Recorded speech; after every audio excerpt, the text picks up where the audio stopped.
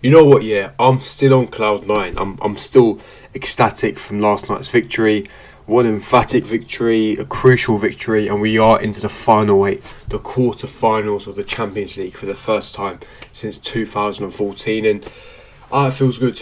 It feels amazing. And you know what? With tomorrow, with the Champions League draw, listen, I might even do a live stream during the Champions League draw as it's happening. I might do a live stream. I'll have it on a separate screen on the TV, and I'll be revealing the draw as it happens. So a live stream, watch along for the Champions League quarter-final draw. Not only is it going to be the quarter-final, it's also going to be revealing our route to the final. So i.e., we're going to find out who we play in the semis if we get past the quarters.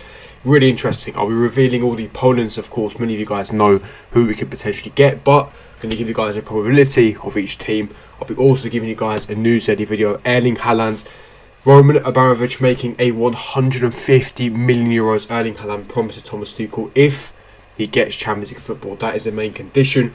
We'll also be speaking about Sergio Aguero, the new fresh links that he could be signing for Chelsea at the end of the season as a free agent, and finally talking about Emerson being linked away to Italy to Inter Milan. But before I do get into all the news, updates, etc., make sure you smash the like button, subscribe, hit the bell notification, and comment down below your thoughts and opinions on each topic that I do speak about. And please leave me your thoughts and who do you think we will get in the Champions League quarter-final. I want to see who do you think we're going to get. And listen, if you get it right, if you put a prediction down in the comment section below and you get it right, you'll get a shout out in the next video. But as stands is Bayern Munich, Man City, Liverpool, Borussia Dortmund, Porto, Paris Saint-Germain and Real Madrid, of course Chelsea making up the 8th team.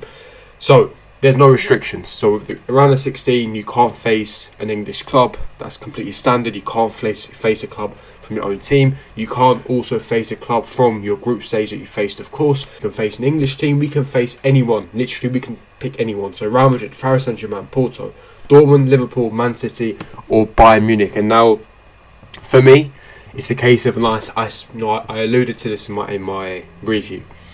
We need to avoid Bayern and Man City. The dream scenario, right? This is the dream scenario. Bayern and Man City get pulled together in the quarters, and they're going to be on one side. So whoever they get in the semis, they're going to play either Paris Saint-Germain or even, Real Madrid. Chelsea pull Porto in the quarterfinals, and then we get the winner of Dortmund and Liverpool. That is the best situation. That is the most ideal situation. In a perfect fantasy world, that's exactly what you want Chelsea to do there. You want us to get Porto, because let's be serious now. If we had to pick a team, we all want Porto because they're the easiest team out of all the 7 teams that we could potentially face. Is Bayern and Man City. Listen, if we get one of them, it is what it is. We're gonna have to full faith, 100% courage. We're gonna have to go for it and believe in ourselves so we can actually get past. But too early. We faced the most difficult team we could possibly face in the round of 16, Atletico Madrid. We bullied them, we dominated and got past them. It's a case of, for me, over 2 legs against Bayern and City, you're asking a lot. You're asking a lot. I know that Thomas Tuchel's done miracles with his squad, but I know we have one of the best squads in Europe. But with the turmoil and the mess that we were in when Tuchel came in, you're asking a lot. However, in a one-off game in a final against a Munich, a Paris Saint-Germain or Man City, we can win the Champions League. But until then, I don't want to face any of these, man. Give me a Porto, give me a Dortmund, hell, even give me a Real Madrid or Liverpool, because they're not as good as they were last year and 2 years ago, etc. So you know what? Avoid Bayern, Man City and even PSG, and we're all good. Yeah, we're all good. But we'll have to wait and see. All will be revealed in the live stream, and of course the Champions League quarter-final and semi-final draw. A bit of news, daily video, and news update for you guys. Now, according to various publications, Roman Abramovich makes a 150 million euros Erling Haaland promise to Chelsea boss Thomas Tuchel. However, there is one specific condition, and we all know what that condition is. He has to secure Champions League qualification. Chelsea have been heavily linked with a new centre-forward this summer, with Haaland believed to be priority target. We all know this, of course, as been reported that Abramovich is making it his personal mission to sign the 20-year-old this summer, with Man City, Real Madrid and Barcelona also showing interest, as well as Paris Saint-Germain and Liverpool. A new report from Mundo Deportivo has claimed that Tuchel has made a promise by Abramovich that he will try to land Haaland this summer, providing he guides Chelsea to a top 4 finish. Chelsea are well on their way to finishing in the top 4. It is currently in their hands, and they are yet to suffer a defeat in the Germans' first 13 games in charge of the Blues. The report also claims, as per other sources too, that Dortmund will be willing to sell Haaland this summer for an excess fee of €150 million.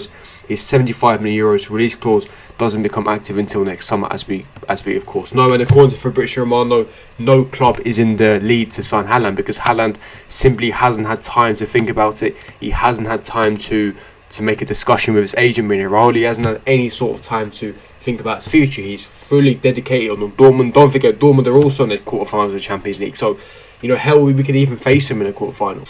He's also focused on, guiding Dortmund to their personal mission to get top 4 because their top 4 hopes are looking shattered at the minute, but they're still not out of it. So he's focused on that. He's focused on scoring goals. So he's going to conclude and make a decision in the season whether he's going to stay at Dortmund for another season, whether he's going to move. Now, it really depends on if Dortmund secure Champions League qualification. I think if Dortmund do well in the Champions League, let's say they get to the semis and they get top 4 this season, I can definitely see Haaland staying another year. I definitely can. But however, if Dortmund do not secure Champions League qualification and they do get Europa League and they get knocked out in the quarters, then there is a high possibility that I can see Erling Haaland leaving. Don't forget, Dortmund are in a dire financial situation because of the pandemic. If they don't make Champions League, that's going to hurt their finances even more, and they may be forced to sell their most prized assets, i.e. your Haalands, your Sanchos, etc. So we'll have to wait and see. And there's so many factors and external factors involved that we have to be patient with a massive deal like this. And I think that this is something that's a saga that's going to continue to drag on and on and on.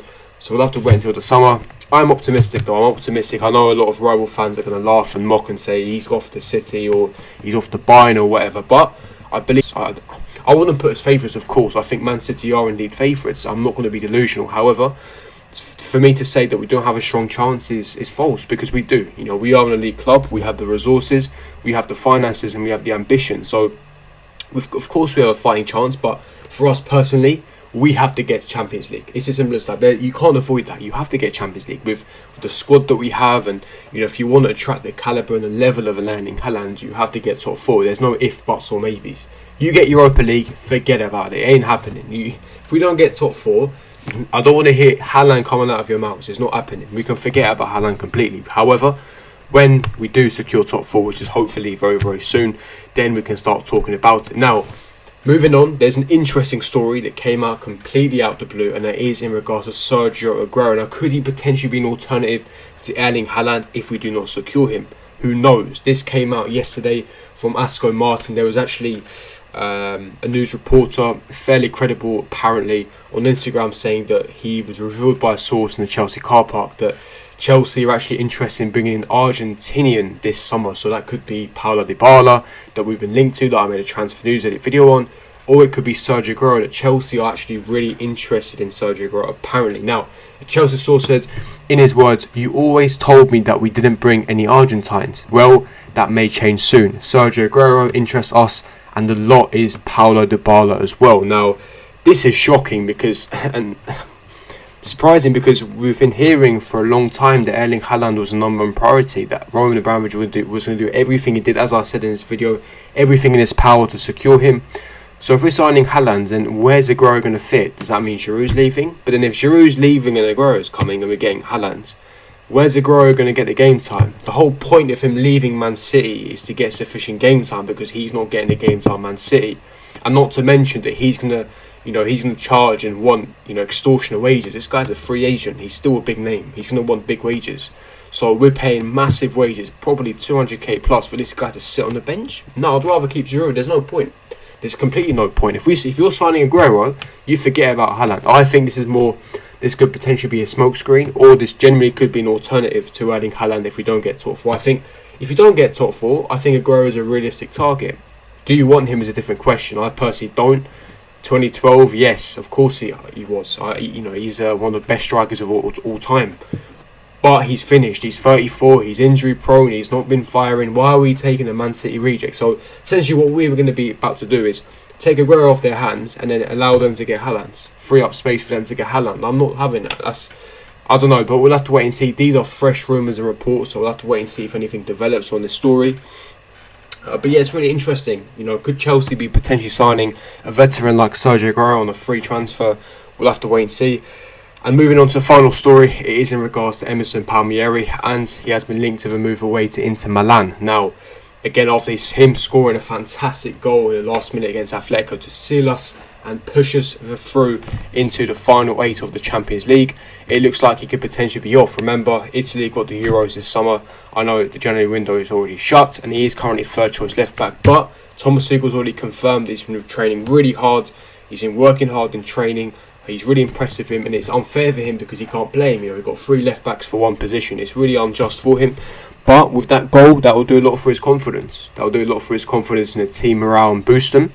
And I think that there will be game time for Emerson. Again, I still stick by this. I think technically, Emerson's our best left back. He's the quickest out of the 3. I think he's the best going forward out of the 3. I think all round wise, and remember, he's still only 25. So I think there's a lot of potential with Emerson. And I think that we need to be patient with him in a sense. I think he needs a run of games. But we'll have to wait and see. But that is me wrapping up the news edit video. If you did enjoy this news edit video, to smash the like button, hit the subscribe, smash the like button, subscribe to my channel if you are on here, hit the bell notification, and comment down below your thoughts and opinions in the comment section below. And I'll see all of you guys for my next video. Peace.